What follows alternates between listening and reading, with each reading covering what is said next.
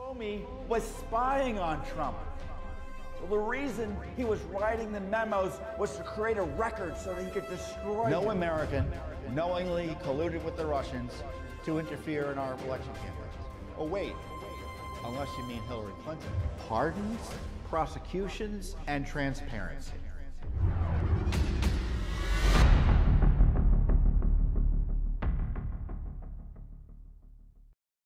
Hey everyone, Judicial Watch President Tom Fitton here on social media with our weekly update. Thanks for joining us. A busy week, a lot to follow up on in terms of a major revelation by Judicial Watch last week of those wiped phones. Plus, we have a new FOIA investigation targeting cancel culture. And we have new documents on Joe Biden and Burisma showing the Obama State Department had a little bit of an issue with them. So a lot to talk about. But first up, I want to talk about the issue of elections, voter fraud, mail-in ballots, all the rest. Now, as you know, Judicial Watch has been a leader in trying to uphold the rule of law when it comes to clean elections.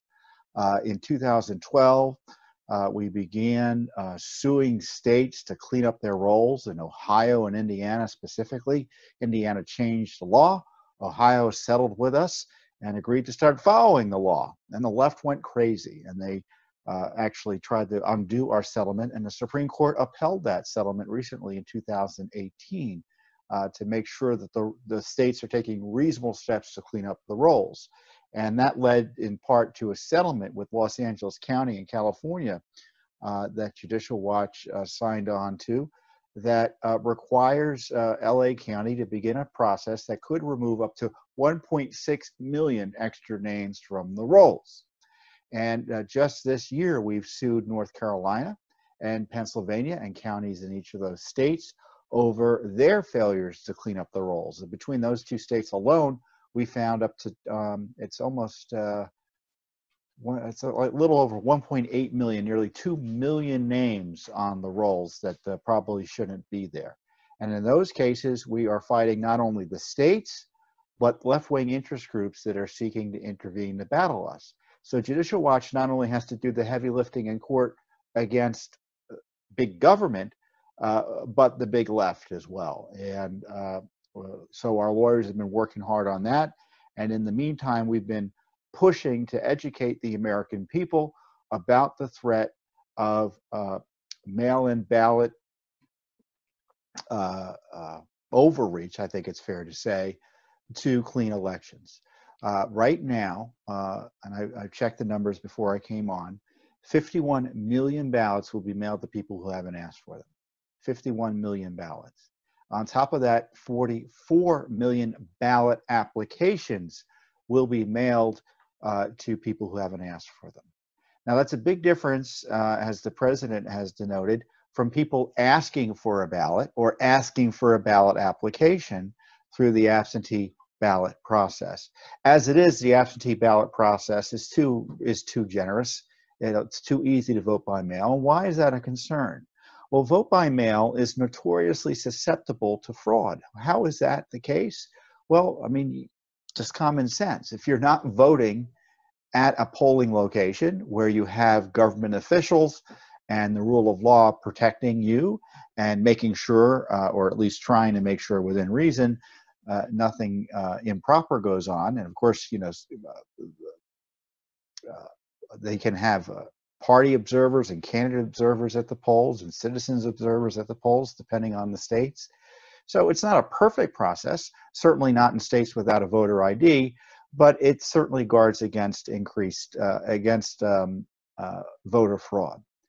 Now, but when you start mailing ballots to lists that you know are dirty, as Judicial Watch has found out, we did a 2019 study that showed 2.5 million extra names on the rolls, 2.5 million names on the rolls nationally that shouldn't be there.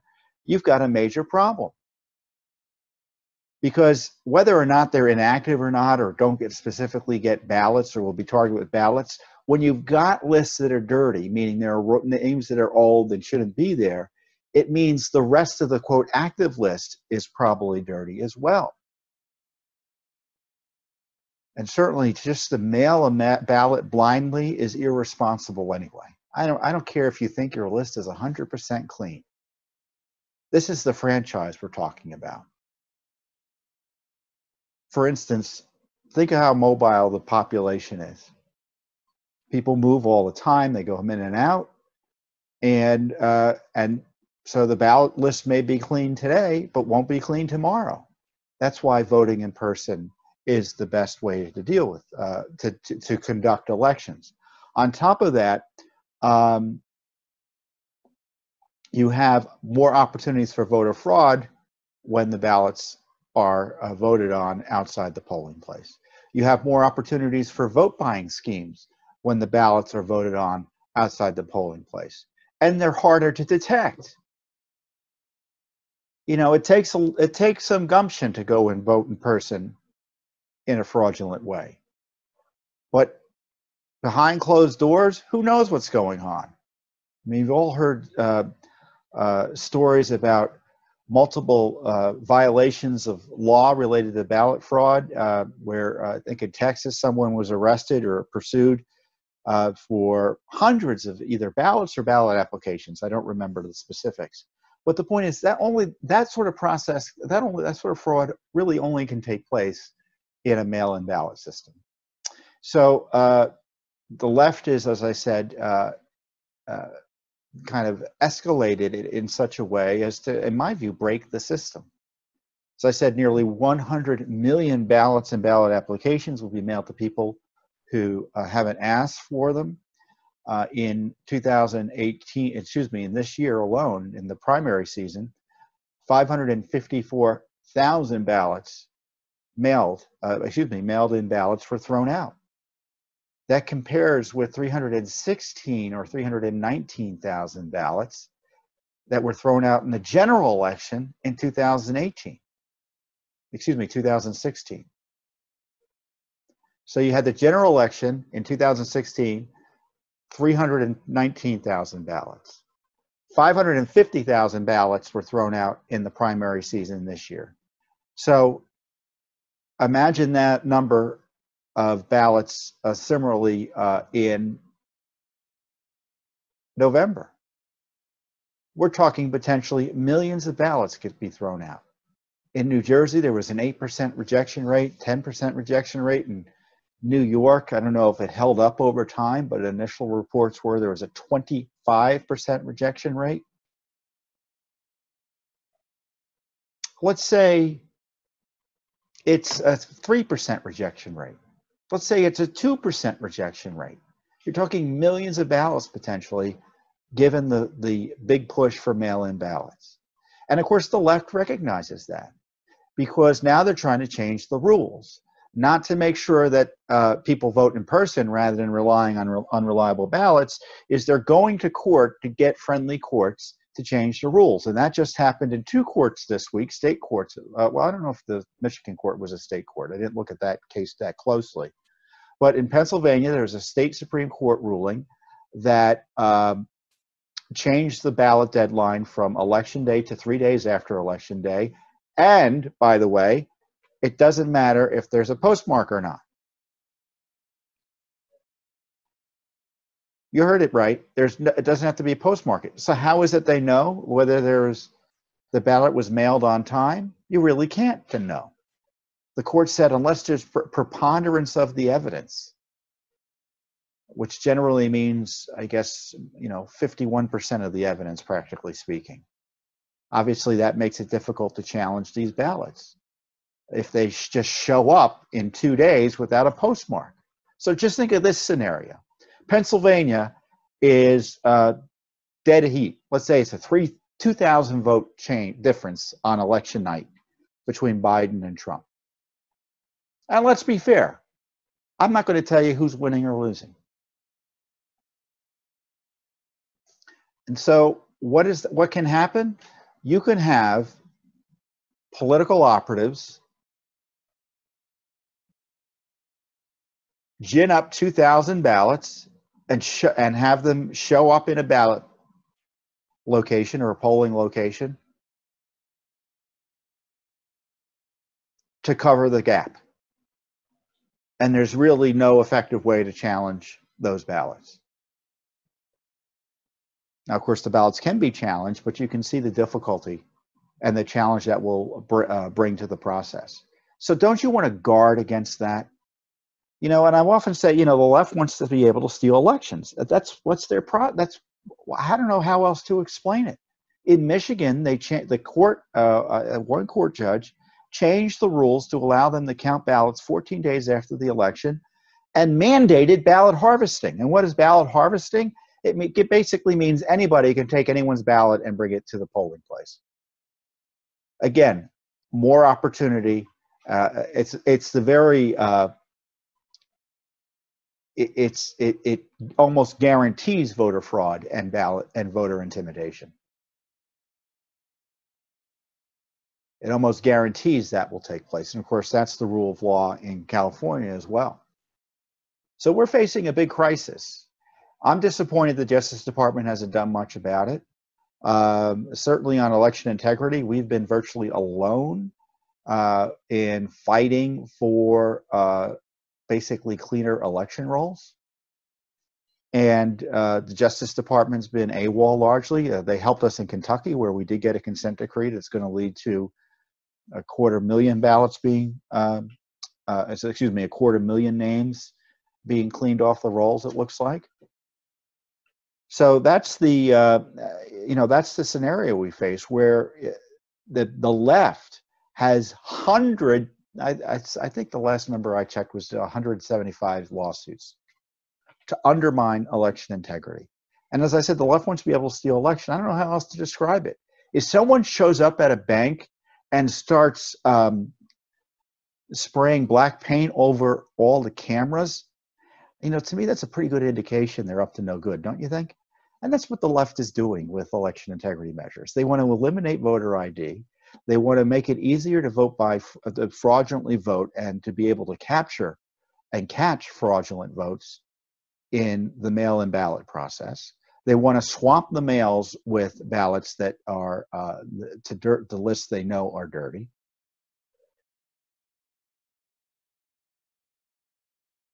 They want to eliminate security requirements related to voter vote by mail. Some states and jurisdictions require that A, you need an excuse. They don't like that.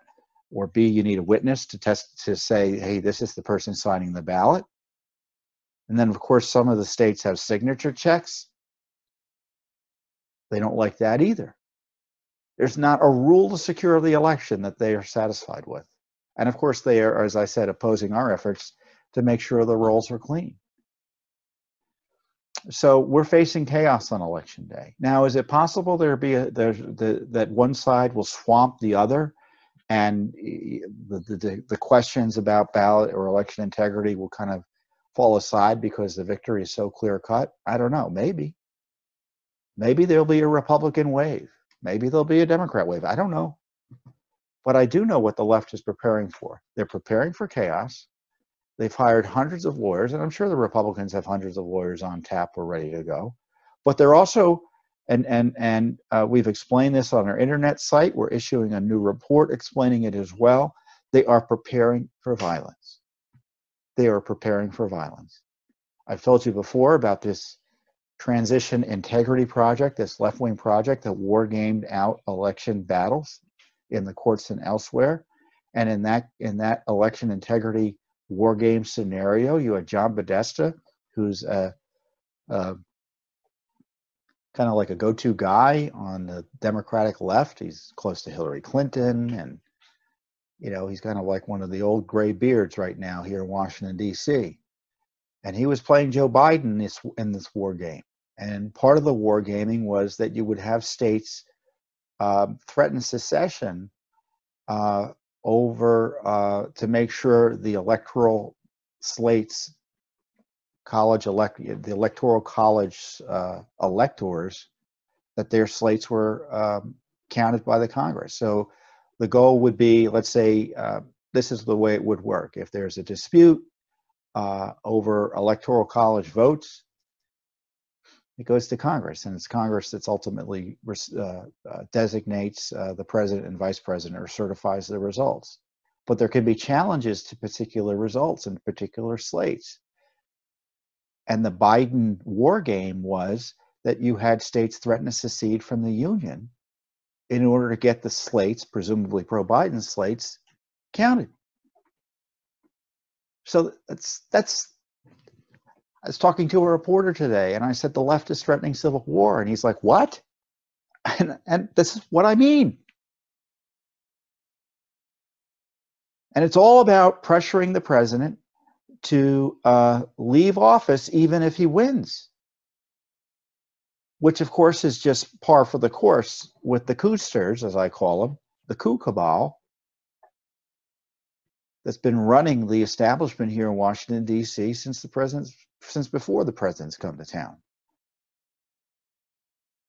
You had a threatening letter sent to the chairman of the Joint Chiefs of Staff by Democrats, basically saying, what are you going to do if President Trump refuses to leave office? And the inverse of that is, obviously, is you need to forcibly remove the president if there's a re-election dispute.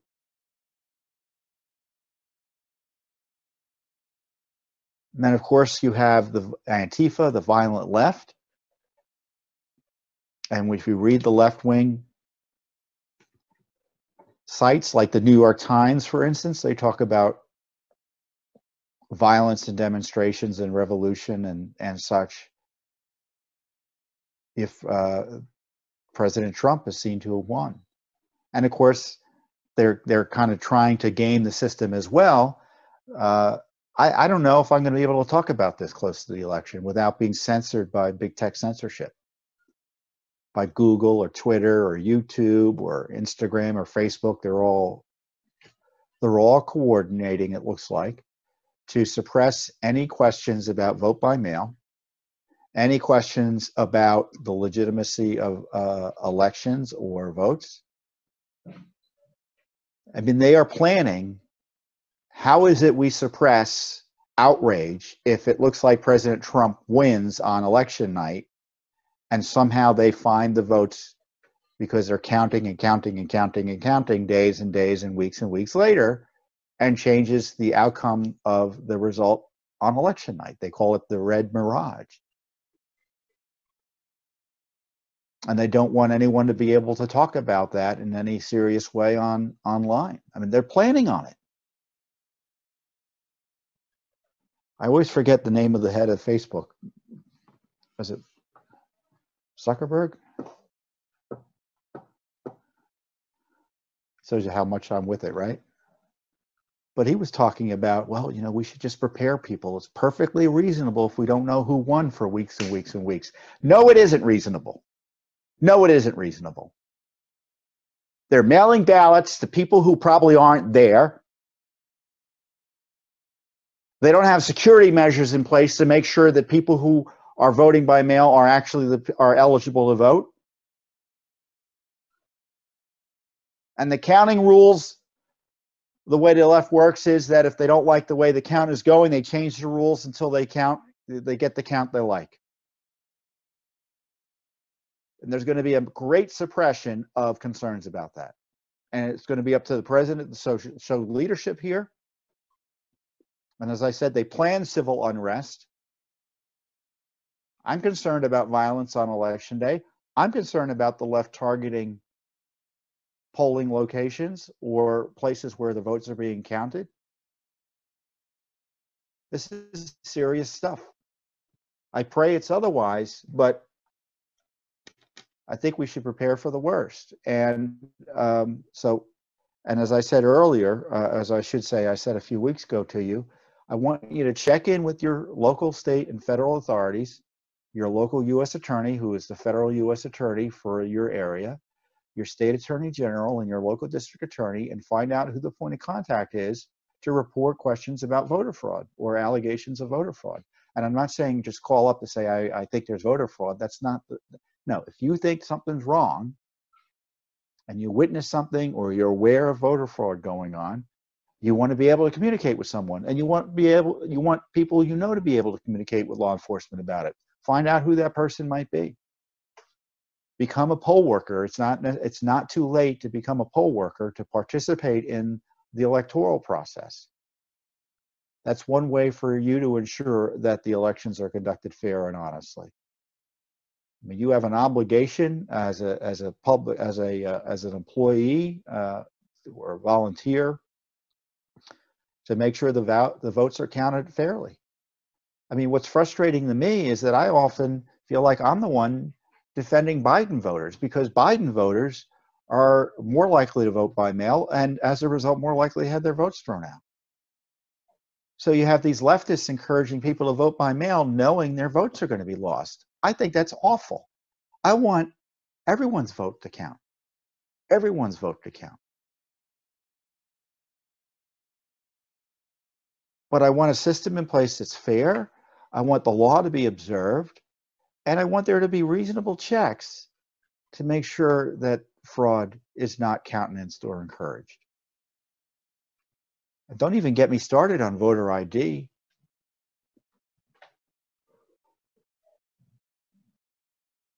"15 states have no voter ID, and they're big states.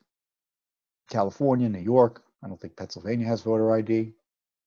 New Jersey, Massachusetts, I don't think Illinois has voter ID. I'm going off the top of my head, but you can check each your state. If you're listening to me or watching me, find out if your state has voter ID. And if it doesn't, demand to know why and ask that voter ID be instituted. It's probably too late for the election. But you're citizens, and you have a right to in the governance of your state, to participate in the governance of your state. If you're concerned about voter ID, find out what the voter ID laws are. Now, you may find your state has voter ID, but in many cases, this voter ID isn't even sufficient. As best I can tell, there are only 10, maybe 11 states. I think it's probably only 10 now because Virginia changed their law to weaken their ID. So that have a strict voter ID requirement. But most other states, even with voter ID, don't really have a strict requirement. And they basically allow anything to be an ID, which isn't going to be helpful. And then secondly, you need citizenship verification, or I think we need citizenship verification to ensure that the tens of millions of aliens present in the United States, both lawfully and unlawfully, don't vote in violation of the law. Because right now, the only check on that happening is the form that says, you have to certify you're a citizen when you register to vote. But no one checks that out. So don't you think we need citizenship verification? And there's a study out of Old Dominion that shows that voters, aliens register to vote and vote in numbers large enough to change the outcome of elections. And when you extrapolate the figures, the numbers are astonishing, and they can change the outcome of an election. The Old Dominion study pointed out that changed the outcome of an election in Minnesota potentially, that put a left-wing Democrat into office that turned out to be the key vote for many of Obama's initial proposals when he was first president, like Obamacare and the stimulus craziness that he pushed through. So there's a lot. I'm putting a lot on you because Judicial Watch does what we can, but what we do also is educate you about what needs to be changed, or what you might want to consider needs to be changed. Because I can't tell you what to think, right? All I can tell you is this is the lay of the land, and how are you going to respond to it? If you're all right with it, I guess you can go back to bed. But I have a feeling many of you aren't all right with it, and you want your votes to be protected. And in my view, voter fraud is a civil rights issue of our time. The left doesn't care about it. They hate it. They hate the idea that votes be secure. And like I said, the only explanation I have for opposing voter ID, citizenship verification, cleaning up the rolls, encouraging people to vote in person, they want to be able to steal elections if necessary. And in my view, they're setting up the steal for 2020 and beyond. And they're using COVID as the pretext. So we're going to fight where we can. We've got more lawsuits coming up to try to figure out what's happening and to clean up the rolls, and I'll tell you about them, and they're filed. But we're not resting on our laurels here at Judicial Watch, as our election system is under assault again by the same crowd that tried to remove a president unlawfully, in my view, through the coup impeachment. Same crowd that tried this, that was spying on and pressuring and prosecuting Trump and his team unlawfully and improperly. And now, once again, they're assaulting the republic through this attack on election integrity. So it's something that I'm going to keep on talking about, even if I get censored.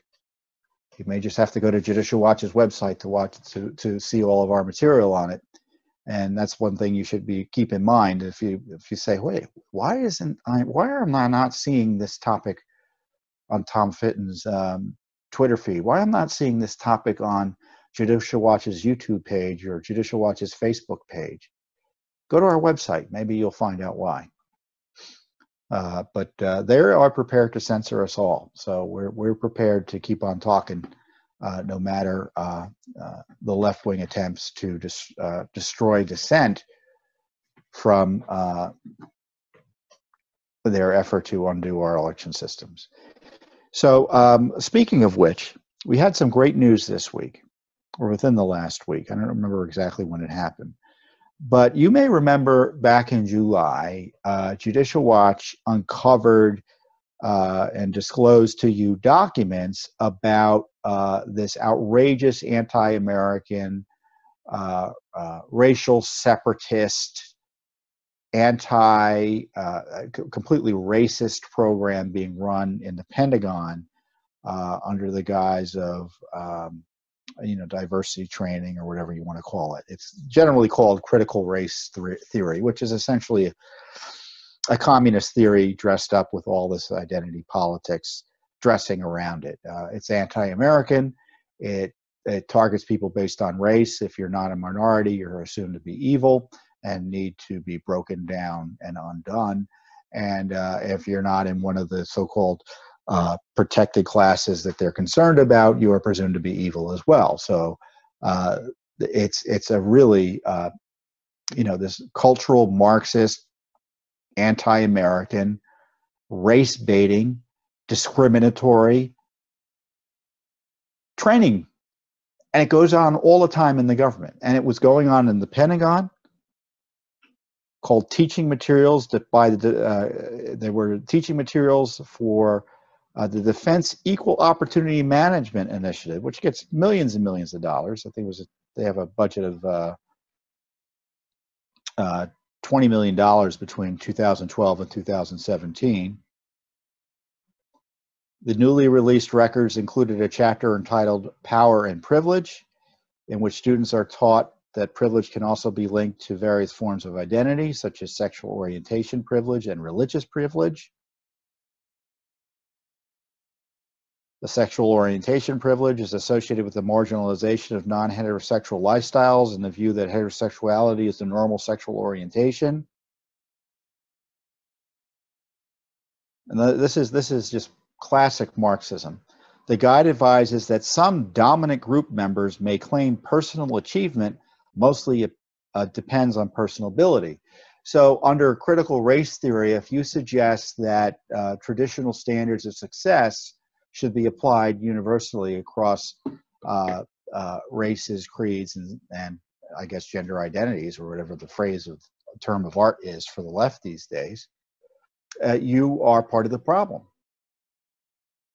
Now, I looked at it, so if you think that people should be expected to rely on their own intelligence to be successful, work hard to be successful, some of the really crazy types say that wearing a watch is racist because being on time is anti-minority. I mean, isn't that so patronizing? But that's the way the left thinks. I mean, they pretend they're in favor of minorities, but they treat them like children, and they have contempt for them as autonomous moral agents. Blessed by God. They treat them like some sort of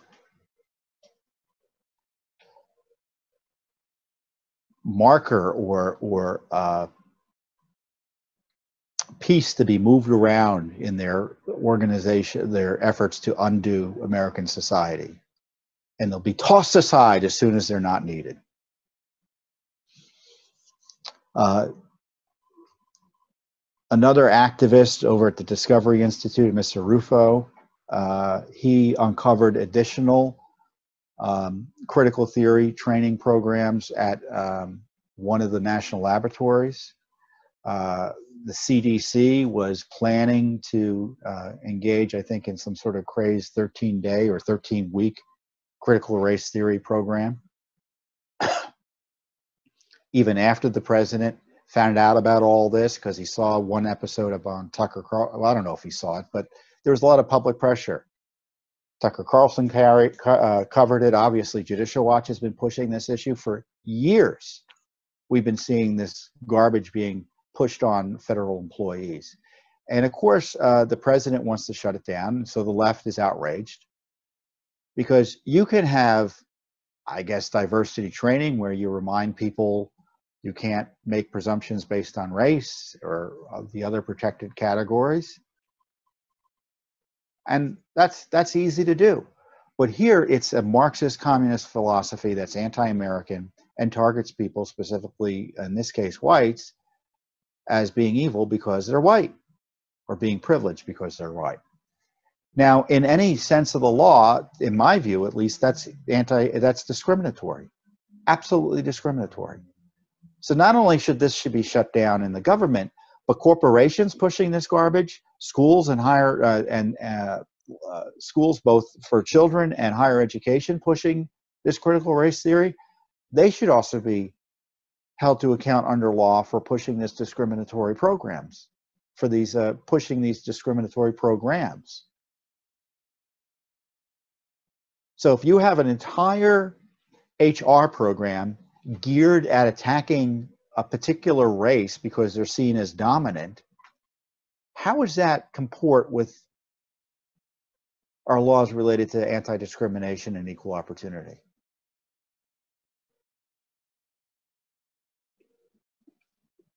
It doesn't. So if I were the president, I'd get the IRS on the ball, EEOC, the Equal Employment Opportunity Commission, on the ball, the Education Department on the ball, the Justice Department on the ball,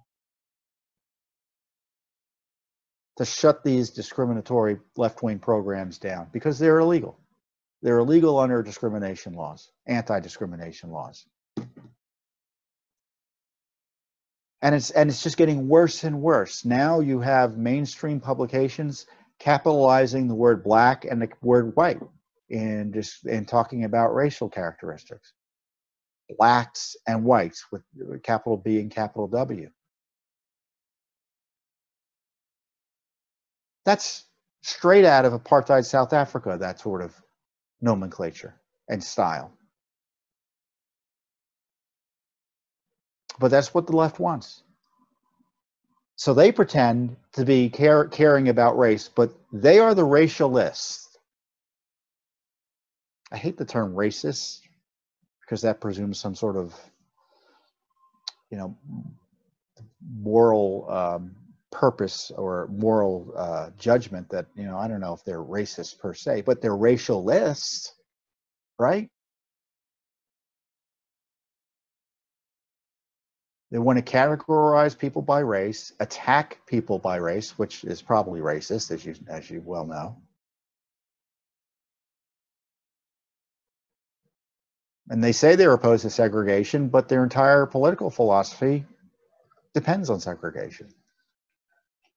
And Judicial Watch has taken a step to try to protect those. And if you stand against it, especially on college campuses, and those of you who have kids and grandkids in college, you should know they are force-fed this stuff more often than not, unless they're blessed to go to a college that's sensible in areas like this. Judicial Watch working and the legal and the website web publication Legal Insurrection are investigating university retaliation against a professor in the University of Central Florida. And this professor had the gall to question systemic racism, which is another anti-American smear. And look what happened to him. We asked for records about Professor Charles Nagy, N-E-G-Y, who was attacked by campus leftists and university administrators. I know the leftists always attack you if you get out of line on college campuses, especially if you're a professor. But the administration is really pernicious when they come down on the side of the oppressors. Legal Insurrection wrote in August, after Nagy questioned claims of systemic racism and asserted, quote, black privilege is real, referring to affirmative action, there's been a university-wide pile-on, with Nagy alleging UCF is soliciting complaints against him and conducting an abusive investigation in an effort to justify firing him. The UCF Student Senate passed a resolution asking for Nagy's termination, and there were protests on campus and at Nagy's home.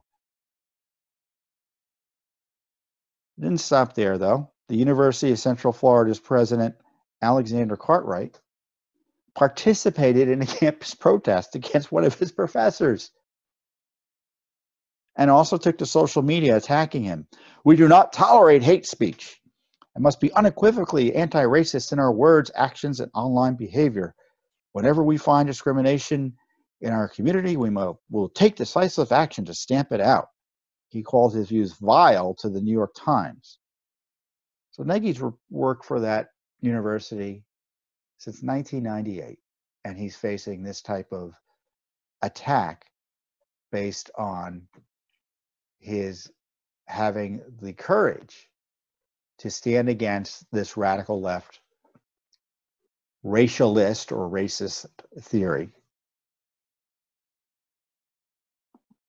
So, Bill Jacobson, who's president of Legal Insurrection Foundation, he said the scourge of cancel culture won't be cured in a matter of days, weeks, or even months, but sunlight is the best disinfectant, and we are committed to shining a light on the Nagy case and other cases as well. If I recall, Jacobson was also targeted by the campus left because he was frankly just conservative. And as I pointed out, freedom of speech is under attack at the very institutions that should be encouraging it.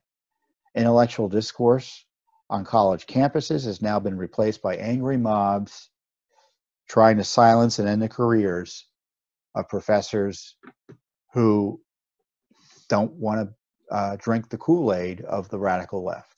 And it's got to stop.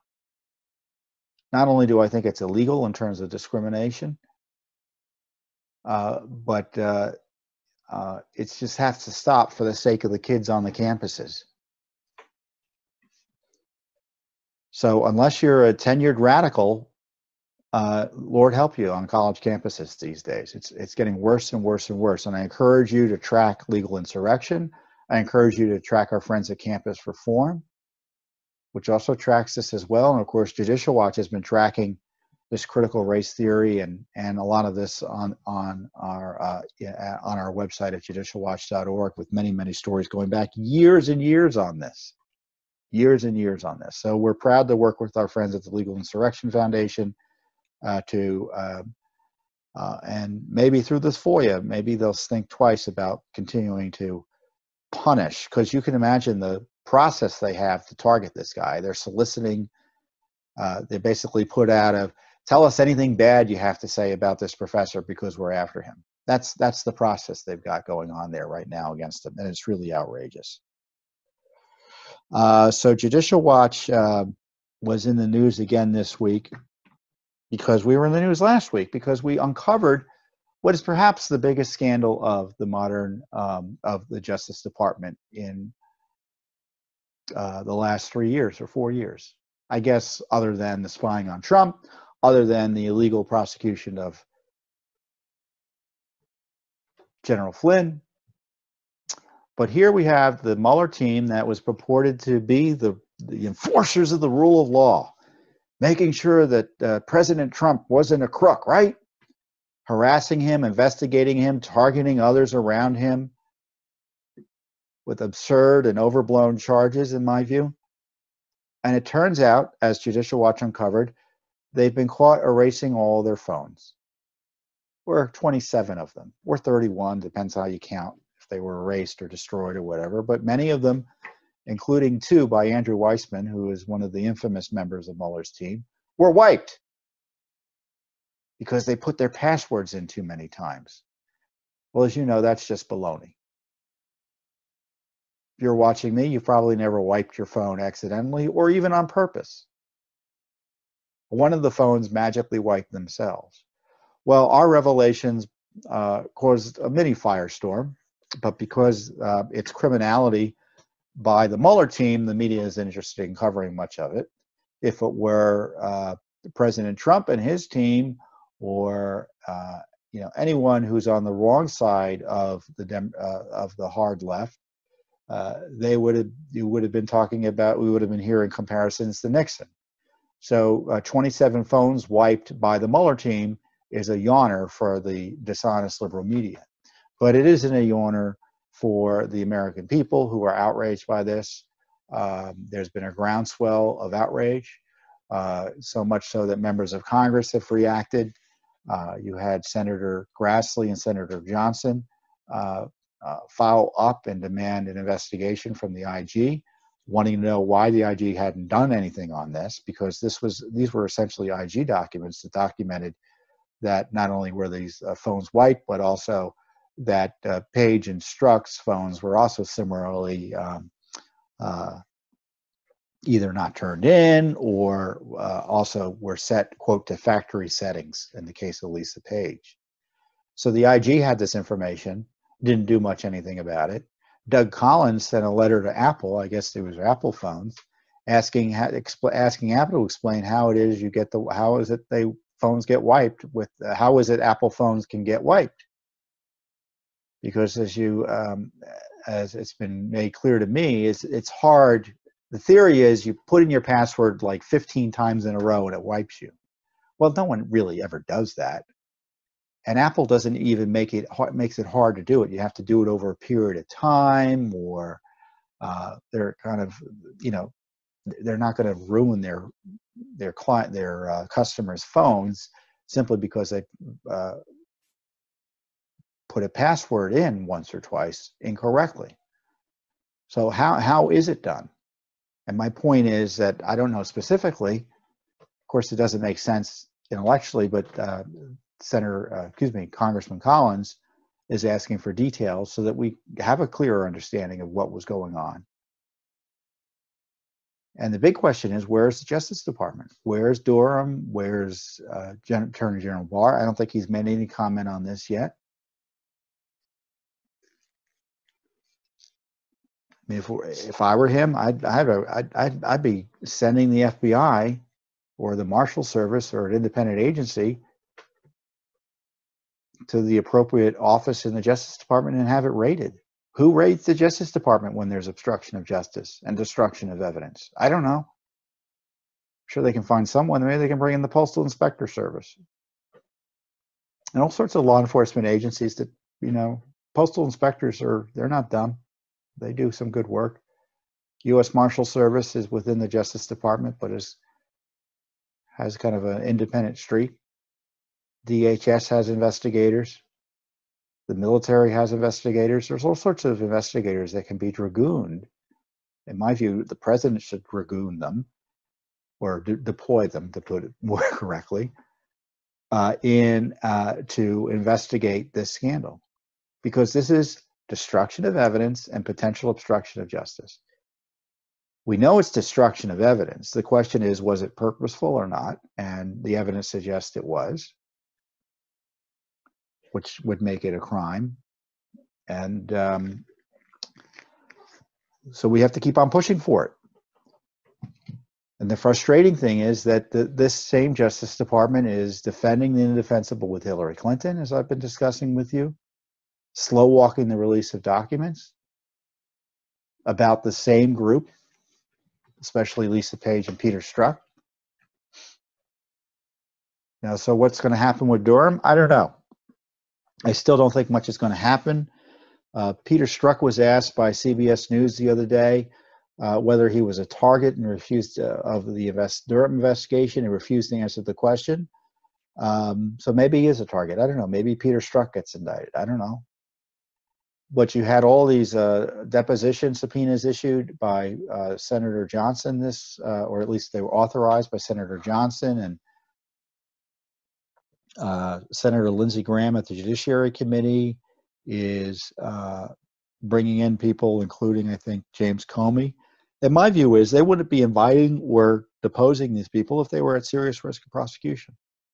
I mean, what happens is the Justice Department makes a phone call, Senator Graham and Attorney General Barr get on the phone, and Barr says, hey, look, you can't be bringing in Comey in. We're just about to indict him. And it wouldn't happen. And the fact that it's happening suggests that Durham isn't going to do anything much against these key people, if even the lower level people like Strzok. Not that Strzok wasn't key, but he was, let's say, I would say he was 1, 2, 3, he was 4 levels down. The level 3, 2, and 1 people, they're not going to get indicted. I just don't see it happening. And if it doesn't happen, the president should appoint a special counsel. Because in my view, the failure to indict or prosecute these folks for what went on would be an improper political decision.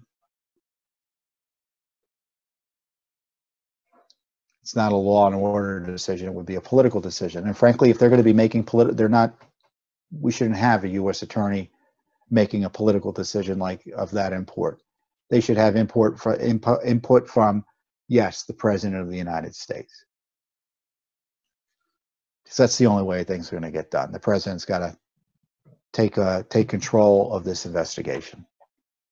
Justice Department can't investigate itself. It just can't. And we're expecting it to do. We're expecting it to do that, and we're always disappointed. And I'm telling you, it's inevitable that you're going to be disappointed because you're having the agency investigate itself. That's why I've been calling for separate investigations, and that's why Judicial Watch exists. So we can provide, as best we're able to, the oversight. As I said, we wouldn't know anything about these white phones but for Judicial Watch. It'd still be covered up. So I'll keep you updated on that as the weeks go on. Speaking of doing the oversight that others refuse to do, Judicial Watch obtained actually only 3 pages of records from the State Department in response to a lawsuit we filed in January of this year seeking records of communications from the U.S. Embassy in Kiev mentioning Burisma. So it was a really simple lawsuit. Give us documents about Burisma. So needless to say, they've been slow walking the release of the documents, and they gave us emails that I think some of which may have been previously reported on or were given to Citizens United, which is another conservative group that sometimes that does a lot of good FOIA work as well. Dave Bossie runs it. But the email was sent 4 days prior to the inauguration of President Trump to a redacted recipient and CC'd to Ambassador Yovanovitch, and it was sent by George Kent, who was a top Deputy Assistant Secretary of State in charge of Ukraine. So he was Obama's guy there. And the email was sent 4 days, I said beforehand, before Trump came in, with the subject line, Medvedchuk-linked Vesti trolls Biden. And that's a left, and that means it's that translates not literally, but he's referencing a Russia-linked publication trolling Biden. What are they trolling Biden on, the Russians? Burisma, gift that keeps on giving, with Medvedchuk-affiliated Vesti pushing the troll-like storyline on visit day. So Biden was there or about to be there in Ukraine, and the Russians are laughing and making fun of him because of his son's business dealings in Ukraine.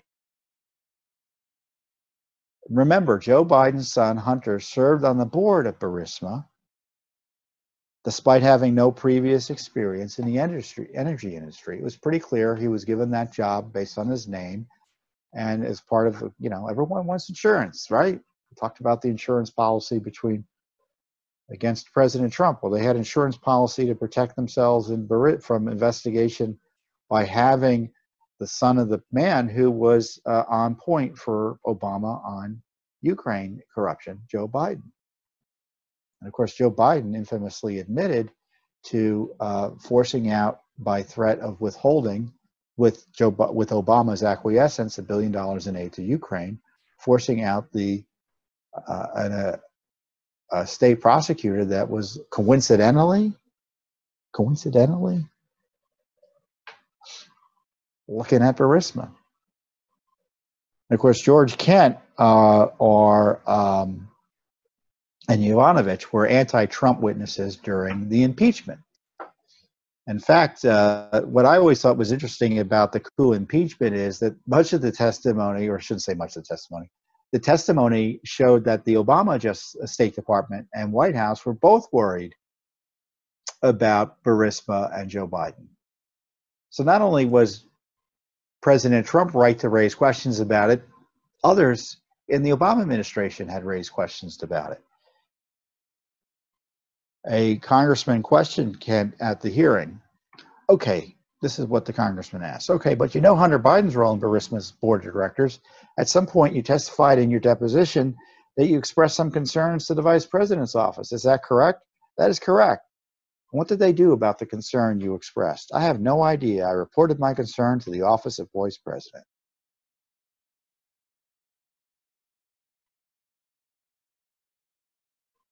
So this new email shows that, let me go back to the email. The email again shows that that Burisma is the gift that keeps on giving. That shows that they had a long-standing issue with Burisma, right? I mean, it indicates that they've talked about it before.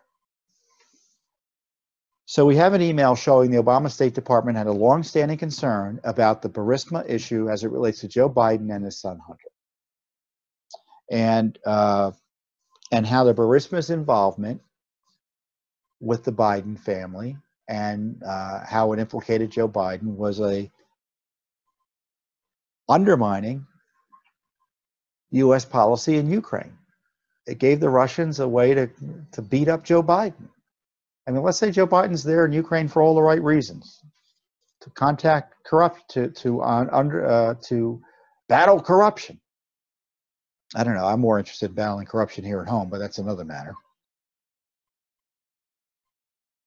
Heal thyself, physician, right? And how can he credibly do that when his son has a make-work position on the board of a corrupt company in Ukraine? It's a joke, and the Russians are making it a joke. And the next question I have for you is, why are you only hearing about this from me? Joe Biden's running for the president. The media doesn't want to cover any of this. Burisma, Ukraine, all of that's gone down the memory hole. All that's gone down the memory hole. Well, Judicial Watch is going to be your source for truth. It's not because we tell you not to vote for Joe Biden or we oppose Joe Biden on policy or any other reason. It's because we have this information about government corruption that's been largely unchecked and covered up and was the basis for the cover-up of which led to the impeachment coup of Trump. I mean, they were attacking our constitutional system to cover up this corruption. So this is a big issue for Judicial Watch. And we're going to kick it, or we're going to keep on kicking it, kicking the rocks, whatever the metaphor is, whether or not Joe Biden wins. Because this is what's behind the coup. This is what's behind Obamagate, in part. We're not giving up. Durham may give up. Barr may give up. Judicial Watch won't give up. We are relentless, and we're able to be relentless because we have your support. So before I go, I'm going to encourage you to support Judicial Watch again. That's one of the things I don't do enough on our show or on our weekly update. I hate to call it a show.